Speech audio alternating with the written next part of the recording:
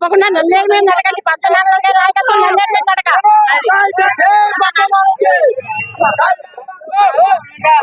నానాజీ గారికి అవకాశం ఎక్కువ ఉందంటారా? ఖచ్చితంగా 100%. ఎందుకంటే పురసల కన్నబాబు గారికి ఈసారి అవకాశం ఇవ్వరంటారా? గత 5 సంవత్సరాల కాలంలో అవినీతి, అరాచకం, దౌర్జన్యం, మాఫియా రాజ్యం వెళ్ళింది. యువతకు ఉపాధి లేదు. ప్రతి పుట్టబోయే బిడ్డల మీద కూడా అప్పు ఉంది. ఇక్కడ మహిళలకు భద్రత లేదు, ఎక్కడ రక్షణ లేదు. గ్రామాలన్నీ కూడా కొట్టిపోయినాయి. పంచాయతీ నిధులు మెక్కేశారు వైఎస్ఆర్సీ ప్రభుత్వం.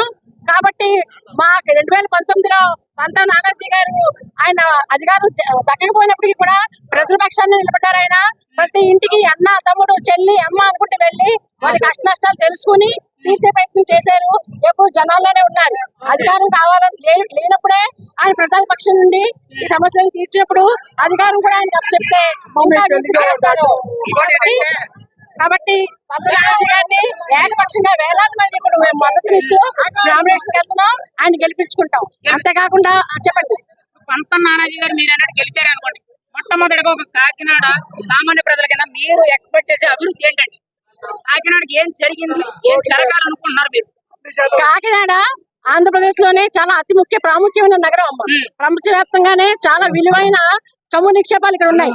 కాబట్టి వైఎస్ఆర్సీపీ వస్తే ఇక్కడ మాఫియా ఉంటది. మనకి ఈ యొక్క ఖనిజ సంపద అంతటి కూడా వెలికి తీసి ఆంధ్రప్రదేశ్ ప్రజలకి ఉద్యోగ అవకాశాలు, పరిశ్రమలు, ఇండస్ట్రీస్ తీసుకొచ్చి ఉపాధి కల్పించి రాష్ట్రానికి సంక్షేమంలో నిలబడాలంటే కాకినాడకి పవన్ కళ్యాణ్ వంటి నీతి నిబద్ధత కలిగిన నాయకుడు కావాలి. ఆయన ఆధ్వర్యంలో నానాజీ గారు అండ్ ఎంపీ ఉదయకర్ గారు అంతా కూడా కాకినాడ అభివృద్ధి చేస్తారని మేము మహిళలే కాకుండా మొత్తం కాకినాడ నియోజకవర్గం అంతా కూడా మేము నమ్ముతున్నాం. ఆయన గెలిపించుకుంటాం. చంద్రబాబు గారు పథకాలు ఏమైనా అంటాయా జనాలకి? చంద్రబాబు గారు పథకాలు ఏం అందలేదు చెప్తారు. అమ్మఒడి అంటారు, అమ్మఒడి అంటారు, 15,000 అంటారు, 14,000 ఇస్తారు, 2,000 రూపాయలు మేకేస్తారు. అలాగే ఇళ్ల స్థలాలు ఏమైనా ఉన్నాయి అంటే వాళ్ళ అనుయాయులకి, వాళ్ళ అనుచరులకి, వాళ్ళ ఫాలో అయిన వర్గానికి, వాళ్ళ దాయాదులకి ఇస్తారు తప్ప ప్రజలందరినీ కూడా కనబెట్టేలాగా ఒకే సమదృష్టితో చూసిన సిద్ధాంతం ఎక్కడ కూడా వైసీపీ ప్రభుత్వంలో కనబడలేదు. 175 అంటున్నది ఎంతవరకు నిజం? జగన్ గారు ఏం లేదండి,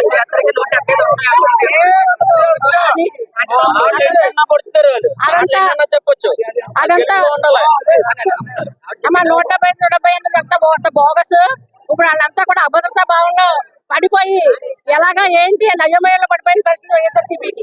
ఎందుకంటే ప్రజలందరూ కూడా పవన్ కళ్యాణ్ పట్టం కట్టి నీతి, నిజాయితీ, న్యాయం, ధర్మం కలిగిన నాయకుడి వైపు నిలబడ్డారు. ఇవాళ అందరూ కూడా పవన్ కళ్యాణ్ వైపు చూస్తున్నారు. పవన్ కళ్యాణ్ పిఠాపురం పోటీ చేయడం మొత్తం కాకినాడ నియోజకవర్గానికే అదృష్టం. ఎందుకంటే ఆయన చుట్టూ ఉన్న నియోజకవర్గం మొత్తం కూడా అభివృద్ధి చెందుతుంది. కాబట్టి పవన్ కళ్యాణ్ గారిని గెలిపించుకుని మేము జనసేన ముందుకు తీసుకెళ్తాం.